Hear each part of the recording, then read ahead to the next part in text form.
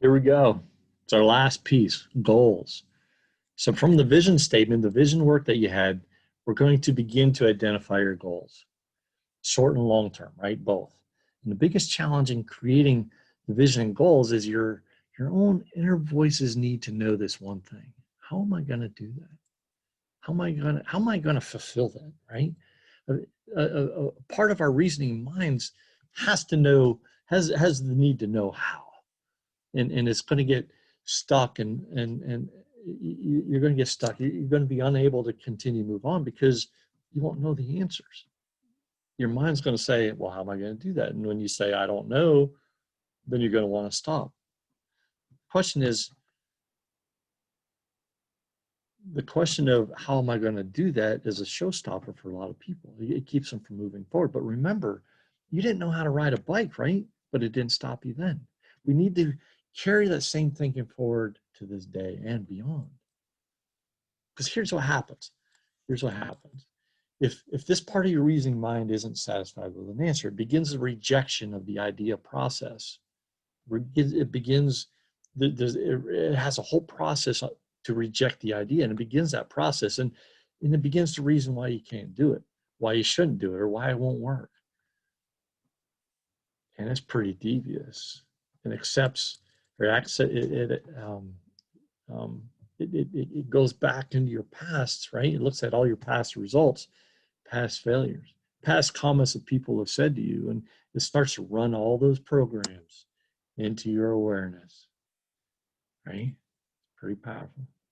Remember, remember in the comfort zone lesson I told you about the programming that baby elephants go through? Mm-hmm. Yep. This is your programming kicking in. It's going to keep you tethered just like the baby elephant, just like the adult elephant.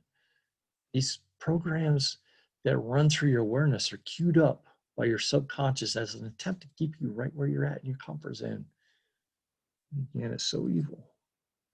But to prevent this, we need to stay what I'm going to call the land of possibility. The land of possibility. Whatever you're trying to do and you realize you're asking, how do I do that?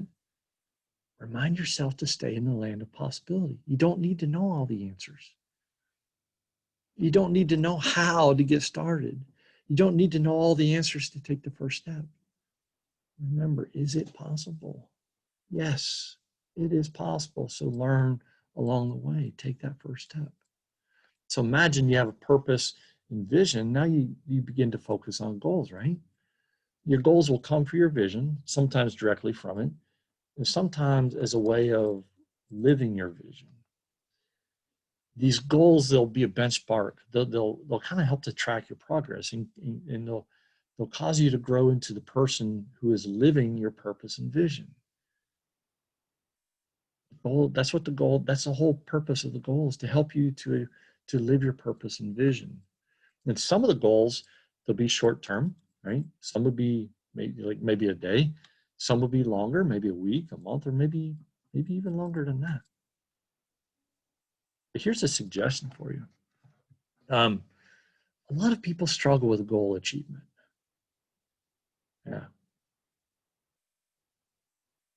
But it goes back to goal setting.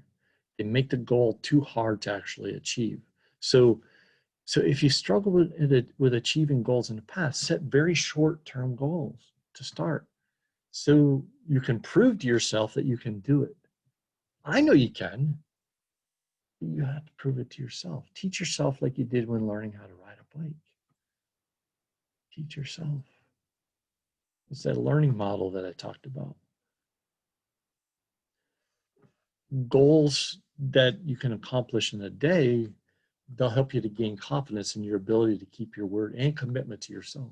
And that confidence is huge. It's key. You need to gain some momentum.